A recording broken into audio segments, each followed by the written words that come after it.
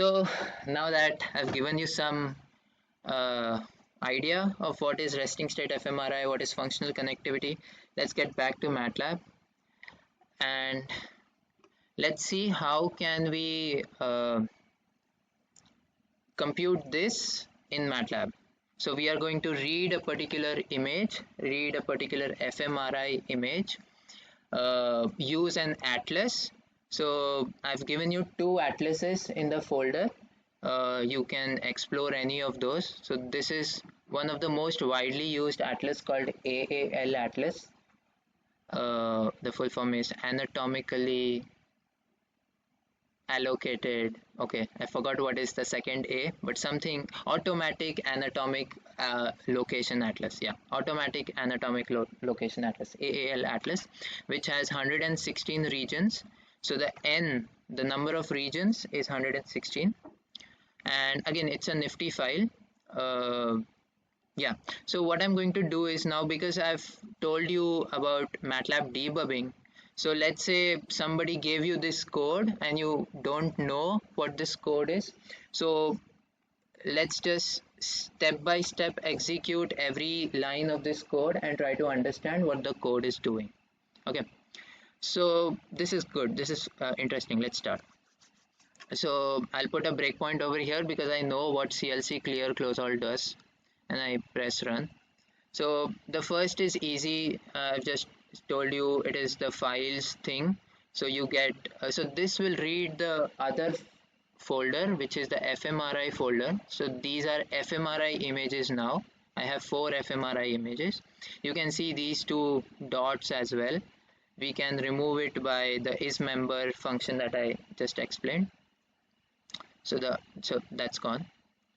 Then here I use n for the number of subjects. So I have 4 images. Let me call it images. So I have 4 images over here. I read the atlas. So this is the atlas that I have. Let's just see how the atlas looks like. So I can use again my orthoslice viewer to see the atlas.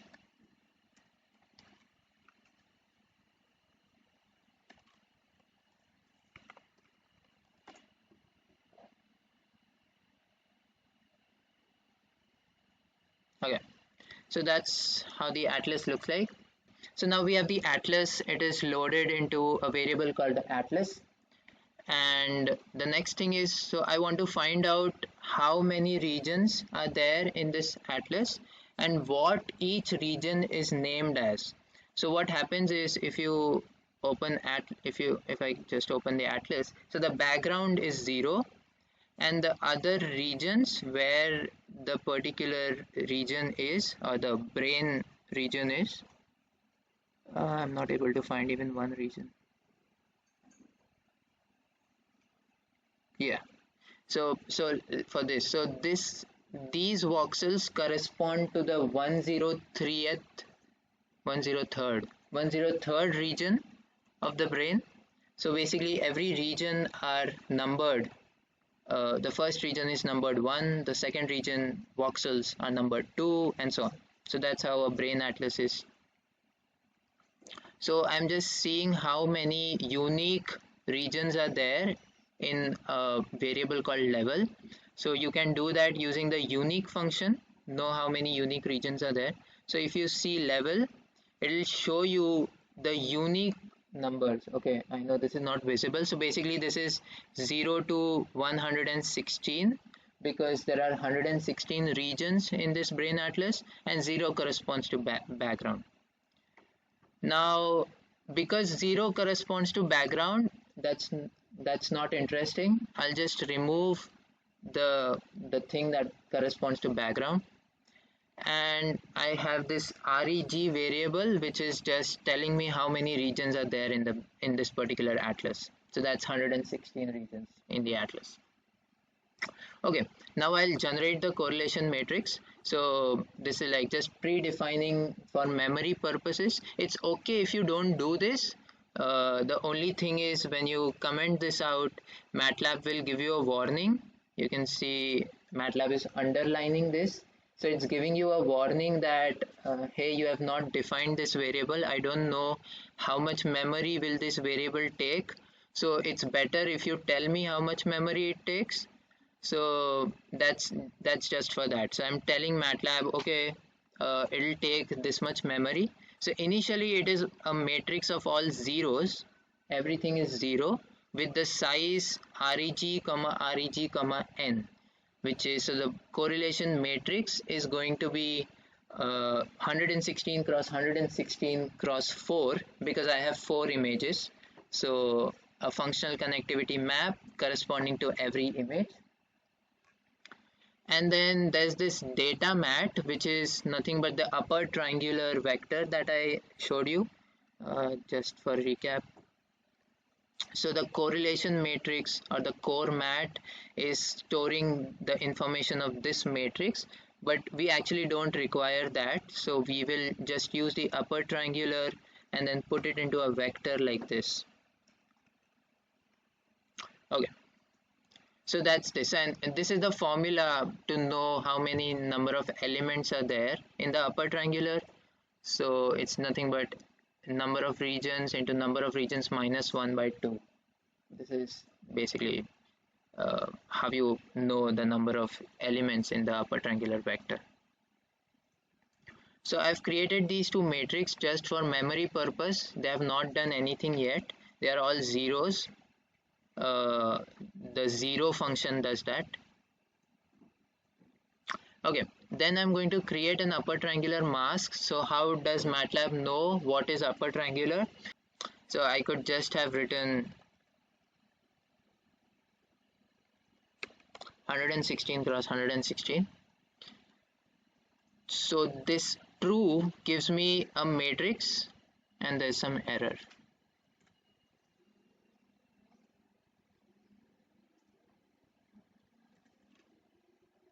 Yeah, okay. So the true gives me a matrix of 116 cross 116 dimension, and it is a logical data type. So true means everything is 1, and logical, so logical means either 0 or 1. And the TRU function gives you the upper triangular mask. So when I do TRU1, it gives me, oh, actually it'll be easy to visualize it.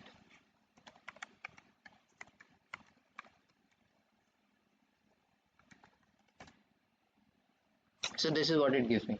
So it gives me the, so for all the elements that are in the upper triangular, it gives me a 1 corresponding to that, and the lower triangular elements are basically 0. If you see, there is a comma 1 over here. So this comma 1 basically means how many elements do you want to exclude from the diagonal. So if let's say this is 100, what will happen is, oh,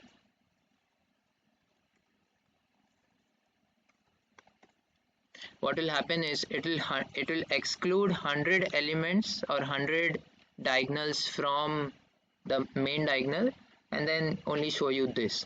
We just want to exclude the main diagonal, which is oh yeah, I didn't told you about this. So the main diagonal is also not interesting over here. The main diagonal is basically all ones, because the main diagonal is correlation of nth time series with itself, which is always 1. The correlation of something with itself is 1. So the diagonals are not interesting, so we exclude those as well. So that's the reason why there's a 1 here. Yeah, that's here. Cool. So now we have created the mask. This will be used for extracting the upper triangular elements from the core mat. We'll see that later. And then I make a figure to store the correlation matrix. We'll see that later. Now this is a for loop for all the scans. We will one by one read all the scans. So, oh yeah, tick. So now just for the purpose of demonstration, I'm also going to show you how you can track time in MATLAB.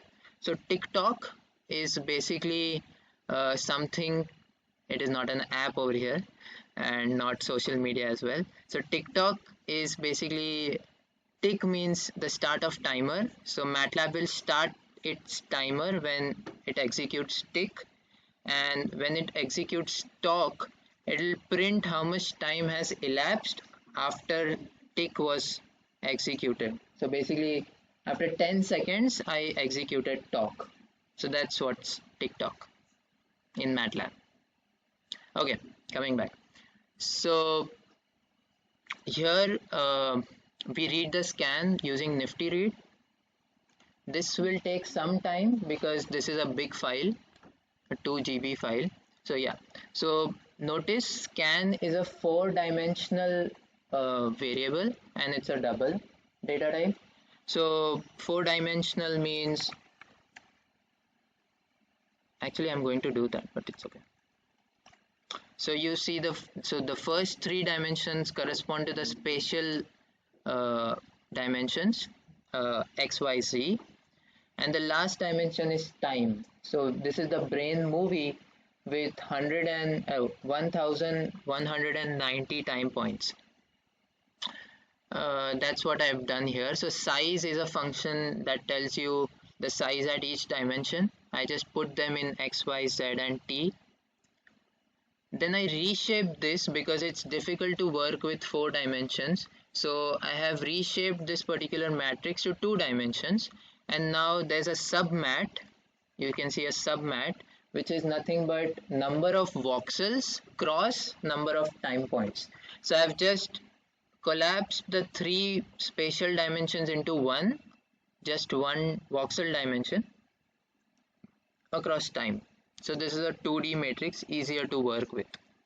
Now because I have submat, I no longer require scan. So I can clear the scan to save memory.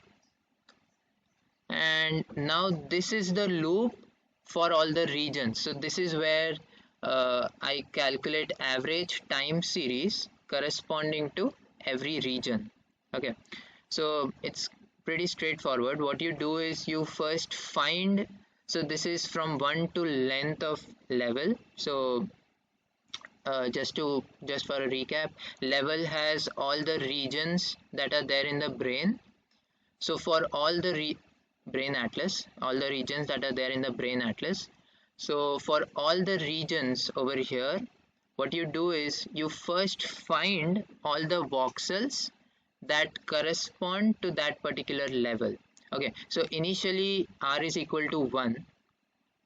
R is equal to 1, that corresponds to the level of 1. So now there can be some brain atlases that start with level 1000. You know, it depends on how that particular atlas was stored. So it's like 1000, 1001, 1002 and so on.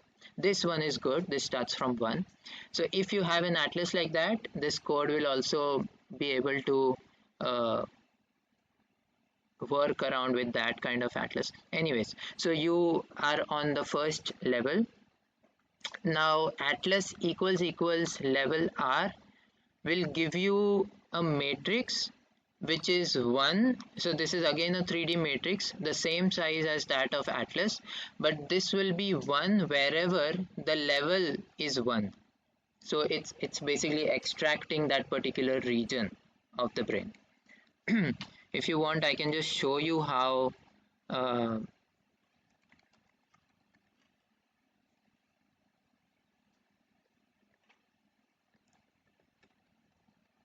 what's that answer? Yeah, so that's how the first region looks like. So this is the first region corresponding to the, I mean, in this particular atlas, first region of the brain. So we got all the voxels that correspond to the first region. So find gives you the voxel index corresponding to the locations that are 1. So we found out all the locations that were 1, I mean using this logical operation, and then find gives you the voxel ID corresponding to all those locations. So there are 1025 voxels with voxel ID these that correspond to region 1. Now that you have the voxel IDs, you can simply extract those voxel IDs using the submat. Submat is the voxels cross time matrix that we had. This is the fMRI image, voxels cross time fMRI image. You got all the time series corresponding to the region 1 in reg voxel time series. It's about 102 1025 time series or 1025 voxels that you have, and you just take the mean of that and store it into a variable called reg_ts, region time series. You store it into the rth region for the S scan. So we have 4 scans, so there are 2 for loops going on over here. One for the scans that are there, other for the regions that are there. So we are in region 1, scan 1. All the mean time series of that will be stored here, and so on. So this for loop will go on running. Now I won't keep on running or keep on, I wouldn't do step 116 times, or even 116 into 3 times. So what you can do is you can just put another breakpoint somewhere over here. Okay, now because I have made some changes to the code, you can see that the breakpoint is gray and not red. If the breakpoint is gray, that means MATLAB won't stop at this particular breakpoint, because when it was executed, the file was different and then I made some changes to the file. So MATLAB is not going to execute the changes. It is just going to execute what was there initially when the run button was pressed. So in order to make this red, you'll have to first save the file. When you save the file, MATLAB stops the execution and makes this red. So only if the breakpoint is red, MATLAB will stop at that particular location. So now let's just run, because we know what has happened till here. Okay, it stopped at the first breakpoint. You can press continue to let MATLAB come to the next breakpoint. Okay, so here we have the other breakpoint. Okay, now it's kind of straightforward. We have, so reg_ts has a time series corresponding to every region in the atlas. So 116 regions, the time series corresponding to every region is over here, or I would say the average time series corresponding to every region is here. Now you just store it into, you calculate the correlation, which is the 116 cross 116 correlation, and that is stored into the core map that we just defined earlier. So that's the correlation matrix. It looks like this.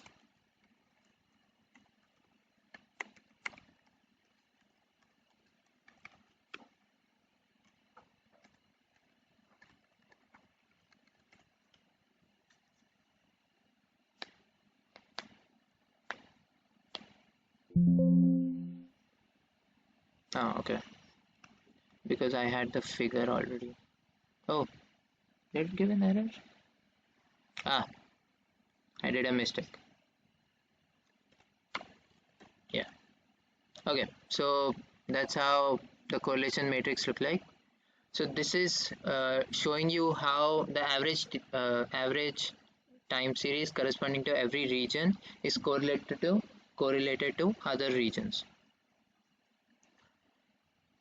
I store it into a temp matrix because I just want to extract the upper triangular because it's symmetric.